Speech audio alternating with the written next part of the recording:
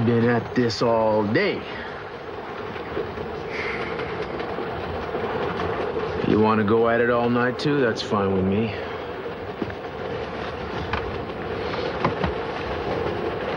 Let's start again. What do you say? What is your name and who sent you here?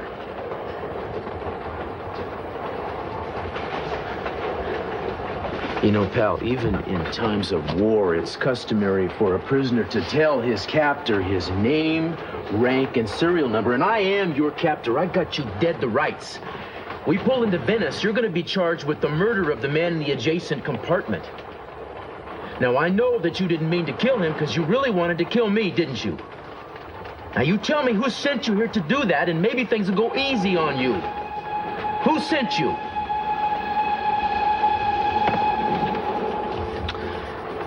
You know, I'm losing my patience with you.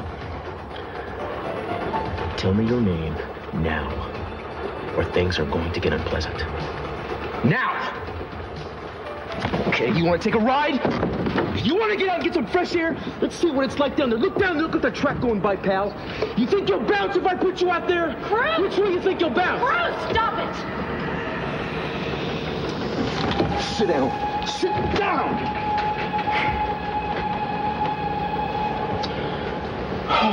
What do you think you're doing? What am I doing? What am I doing? I'm trying to get this man to talk. He hasn't said a word. So you think you'd choke it out of him? You have a better idea? He did try to kill us, remember? So you thought you'd return the favor, that'd make it even?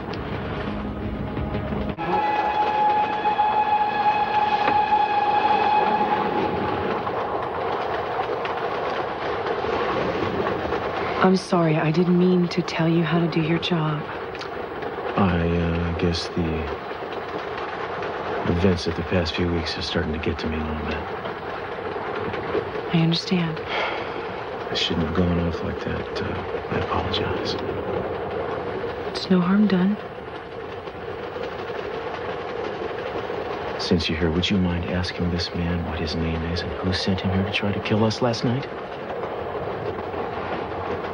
I'll try. Thank you.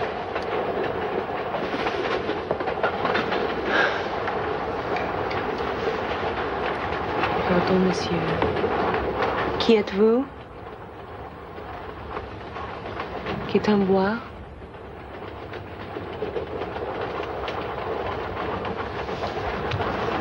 Maybe he doesn't speak French either.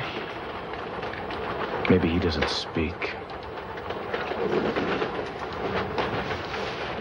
Could you keep an eye on him for a little while, monsieur? I'd like to go check with Interpol. Oui, monsieur. I will wait with him. Thank you very much. You know how to use this? Yeah. Yeah, he moves.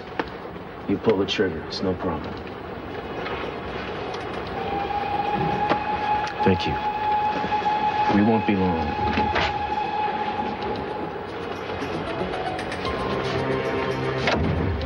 Must be a little difficult pulling that good cop, bad cop routine when you're your own cop, right? You think that's what I was doing in there? I don't know what you were doing in there. I don't think you know what you were doing in there. Well, you know, I said I was sorry. Maybe I'm just a little bit frustrated, I think, given what's happened to us in the last little while. I do have some slight provocation, wouldn't you say? Yes, I do. But I also think you should wait until we get to Venice and let the local police handle it. Oh, yeah, I'm gonna turn this over to the police. I just want to check with Interpol to make sure there's no connection between this guy and that so-called burglar who broke into our room in Paris. And I want to make sure that there's no chance whatsoever that somehow Cranston isn't behind this. Well, I think that's a good idea. Yeah. You know, I mean, maybe... I don't think he could have survived being lost at sea like that, but on the other hand, Michael and Nikki made it to shore, so it's conceivable he did too. So I'll check with Interpol, and then we'll figure out what to do. Okay? Okay.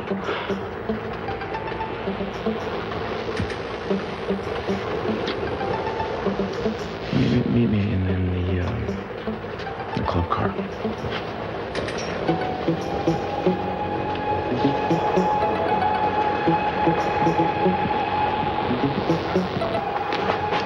Interpol has been on the alert for Kirk ever since I came back from that island and contacted them. They say there's absolutely no evidence that he's alive.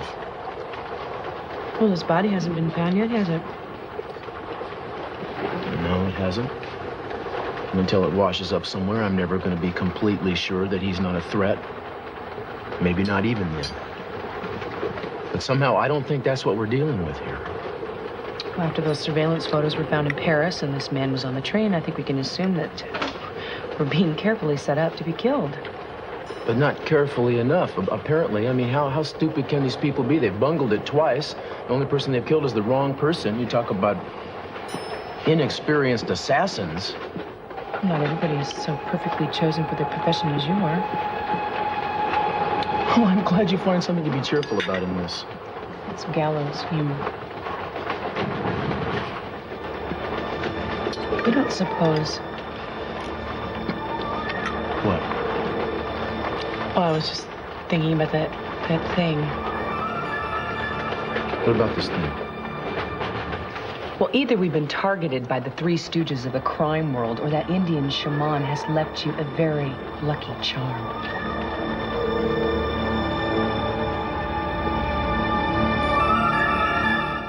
I wish you'd tell me more about the shaman and this talisman.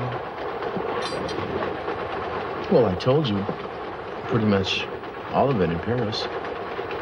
Did you tell me everything? Why? I just think there's something that bothers you. Well, I guess you'd be bothered, too, if somebody told you a story like the one he told me and then gave you something like this and then died the next day. And you've got to admit, some pretty strange things have been happening recently. I mean, I'm not superstitious. I'm not saying there's a link. But sure is a hell of a lot of weird coincidences. Well, we've been in danger twice. Twice we could have been killed. Twice we weren't killed. Didn't the shaman say that stone would protect you? Well, not exactly. That's not exactly what he said. And please, don't start trying to fictionalize this. No, I'm trying to factualize it. I mean, this shaman says that he has a vision to come to you, to give you this stone, to pass on the power. That's what he said. That doesn't mean it happened. Look, if I were saying this to anybody else, it might seem insane, but you and I have had enough brushes with the metaphysical to not reject this out of hand. Maybe this stone has some sort of mystical power. Nothing has any more power than what you invested with. We've been through enough to know that.